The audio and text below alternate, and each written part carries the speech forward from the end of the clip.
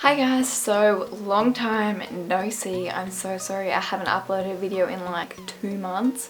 That's really bad, but everything has been hectic. I've still been posting on Instagram and Twitter, so if you don't follow me, go follow me there. This look that I'm doing today, everyone on Twitter like really liked it, so I was originally actually going to film it, and then I was like, no one will like want to watch it. So I was like, oh, I'm not going to film it, I'll just do it. But then like everyone really liked it, so I was like, okay, I'm gonna film this. So first things first is I've done my brow. I used the Anastasia Beverly Hills Dipbrow in the shade Ebony, and now I am going to prime my eyelid. So I'm going to be using the MAC Soft Focus Paint Pot. This is the eye primer that I always use, and I'm just going to be using my ring finger to apply it all over my eyelid.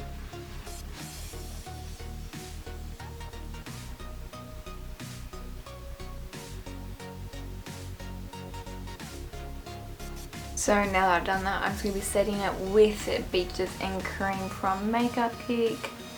This could be used for some people as a transition shade, but it's just light enough for me to use as a setting powder. So I'm trying to remember what eyeshadows I use in this look. I did it a few weeks ago, so my memory isn't that great. Luckily, I did post some details on Instagram, so I'm referring to that. The first shade I went in with was Peach Smoothie by Makeup Geek. So I'm just taking that on my MAC 217 brush, and I am using it as my transition shade.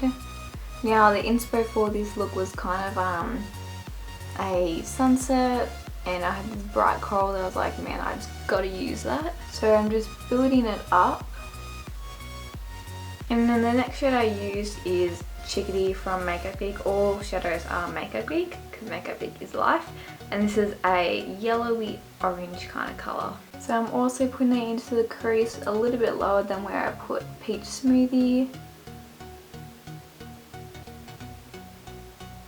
And I'll also be applying it to my outer corner just to kind of create a really soft edge. I don't want it to be like harsh as if I had sticky tape, but I also don't want it to be rounded.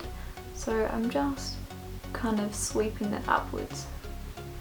The next shade that I went in with was Tuscan Sun by Makeup Geek, and it's kind of like a dusty rosy colour, and I'll be applying that into the lower crease. It's okay if you get it onto the lid because we will be covering that up with an eyeshadow anyway. Now because I actually want it to be a little bit more pink and gradient, I'm going to be going in with Cupcake from Makeup Geek, which is more of a muted pinky colour. And I'll just be applying that right over Tuscan Sun.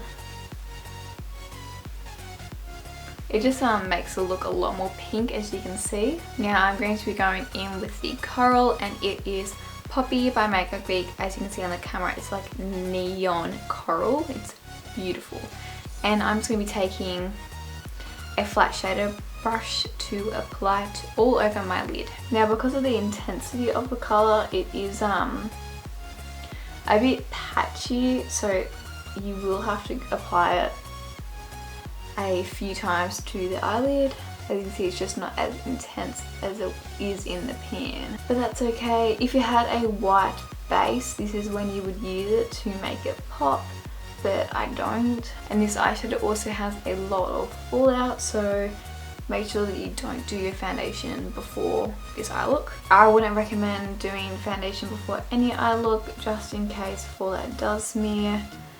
That's just how I do it. And I'll just be grabbing my blender brush and blending it into the crease. So I actually just want to say a thank you to everyone that has been with me like the entire time. I've just gotten 11,000 views on one of my videos, and that is like crazy. And I know to like bigger people, 11,000 doesn't seem like that many, but to me that's like a lot. Like I can't believe that 11,000 people have watched my video. So I just want to say thank you to everyone for being so active. I really appreciate it. And I'll just be grabbing a fan brush and swiping away the fallout. Now I kind of actually like how the coral isn't like neon. I think it makes it just that little bit more wearable. So I'm just going to go apply mascara and lashes because I just cannot do that on camera. The difference that a pair of lashes can make. So as you can see here, I kind of like have a gap which like is normal for lashes, especially ones with such a thick lash band. And so I'm just going to kind of like make it seem more natural, and I'm going to take a really thin eyeliner brush, and I'm going to get some gel eyeliner on and just draw like a really thin line right there just to make it look more natural.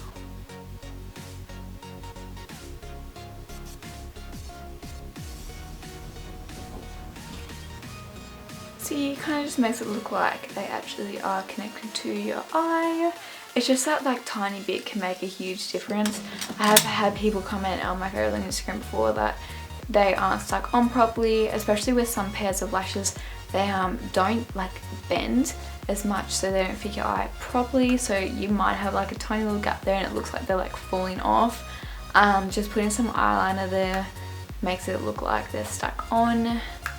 And yeah, so I've put some concealer on now, and I'm just going to be doing my lower lash line. So I'm going to grab the same brush that I use for my lid, and I've just put product onto the tip, and I'm going to be putting that onto my lower lashes. Well, not onto my lower lashes, but my lower lash line. Now you will still get fallout, but you know, just use a really light hand and a fan brush and swipe it away.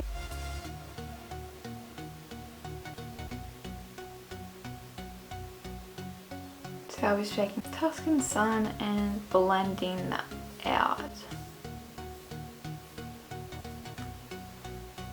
And just get some more Poppy and apply that.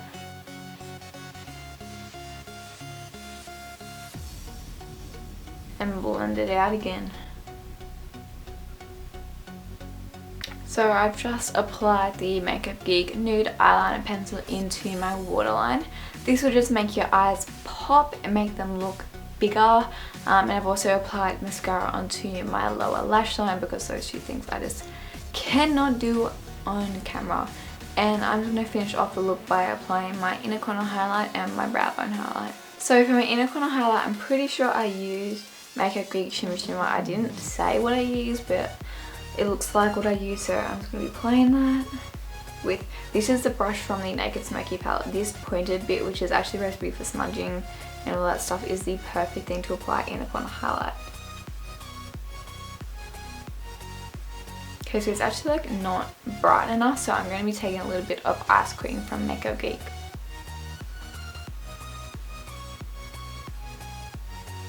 And then for my brow bone highlight, I'm going to be taking Mirage from Makeup Geek and applying that.